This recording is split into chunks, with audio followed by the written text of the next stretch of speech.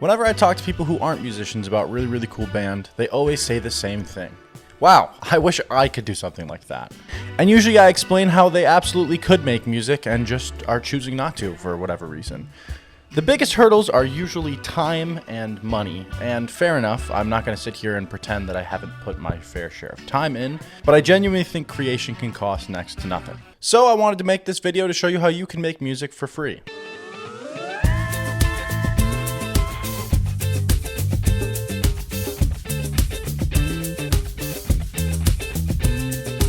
I'm going to split this into two parts. The first part will be if you don't have any experience in music at all and you just want to pick up an instrument and start writing something. And the second will be if you have a computer and you want to record music, how to do that relatively inexpensively.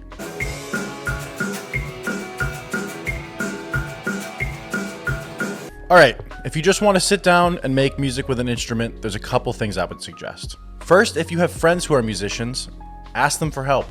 I know it seems obvious, but I started music because I was in a room full of musicians making music, and I just wasn't afraid to ask for help.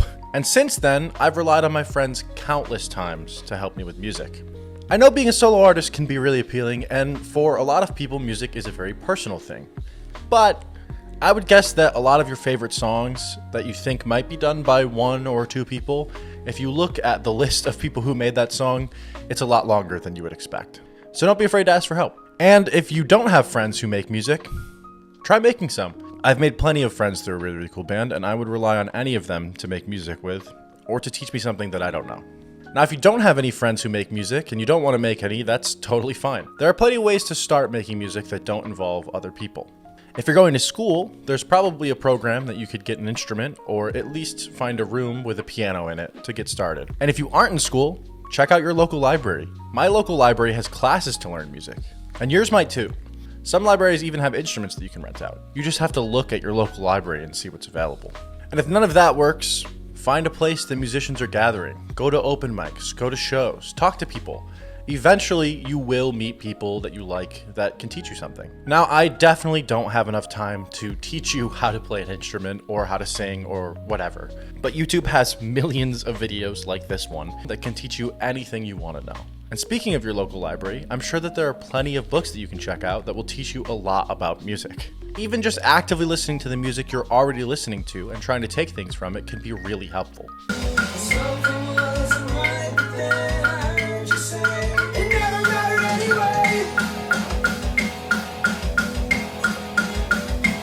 Now I'm going to get into recording. If all you want to do is record a demo, your phone is perfect. Your recording app will do just fine. But if you have a microphone and you want to record into your computer, there's a program called Audacity. It's what I started on, and I think it's the simplest thing to just record audio. It's what I'm recording audio with right now for this video. If you want to do anything more complex than that, I would suggest getting a DAW. If you're on a Mac, GarageBand isn't a bad choice at all just to learn how to do multi-track recording. If you're thinking that you want to learn, but you might want to pay for a DAW in the future, FL Studio is great. It's what I learned on, it's what I still use. I think its free version is awesome. The only problem with it is that you can't save your project, but you can export whatever you want and you can work in the DAW completely fine. I would actually recommend while you're learning to just open a DAW and figure out what it does. That is probably going to be the biggest hurdle when you're starting out. Also, compared to other DAWs, if you want to buy it, FL is a one-time purchase rather than a subscription model, and I think that that's a much more cost-effective way to make music, so something to keep in mind.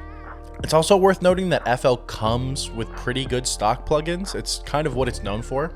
And if you're looking to learn getting rid of the complexity of knowing what a bunch of plugins are doing before you're actually using them, it might be a pretty good advantage. Speaking of plugins, once you get into it, you're gonna want more plugins. And there are plenty of plugins that you can get absolutely for free. I would again suggest looking at YouTube videos for free plugins. People make videos all the time trying to find new free plugins or better free plugins. I don't need to go into that here, but you will find a lot of free plugins on YouTube. And if you really want a little bit better of a one-stop shop for plugins, Melda makes an absolutely great free bundle. There's plugins in there that I still use to this day, and I would recommend anyone get that if they're starting out. Then eventually, if you want to pay for better plugins, you'll know what plugins you want to pay for. And the last thing I'll say is you're gonna suck, and that's absolutely fine. This is the first thing I recorded.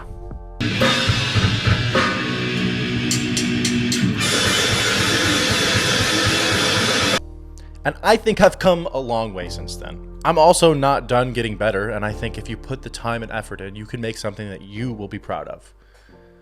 Absolutely for free. Thank you for watching.